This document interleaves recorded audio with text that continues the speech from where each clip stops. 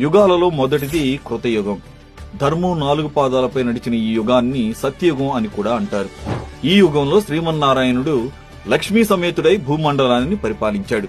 దీని కాల పరిమాణం 17,28,000 సంవత్సరాలు. ఈ యుగంలో ప్రజలు ఎలాంటి బాధలు లేకుండా సుఖ సంతోషాలతో మంచి మానవత్వంతో నిస్వార్థంగా జీవించారు. ఎలాంటి అనారోగ్య సమస్యలు కూడా ఉండేవి కావు. మోసం, ఈర్ష్యాద్వేషాలకు ఈ యుగంలో చోటు లేదు. వర్ణాశ్రమ ధర్మాలలో భాగంగా దైవ కార్యాలు, యజ్ఞయాగాలు, ధ్యాన, యోగ ప్రక్రియలను నిర్వహించి మోక్ష సిద్ధిని పొందేవారు. ఈ కృతయుగంలో మనిషి 32 అడుగుల ఎత్తుతో ఇచ్ఛామరణం అంటే తాను కోరుకున్నప్పుడే మరణం పొందేలా ఉండేది. ఈ యుగానికి రాజుగా సూర్యుడు, మంత్రిగా బృహస్పతి ఉండేవారు. సూర్యుడి ప్రభావంతో క్షత్రియులు, గురు ప్రభావంతో సద్బ్రాహ్మణులు జన్మించి ధర్మపాలన జరిగింది.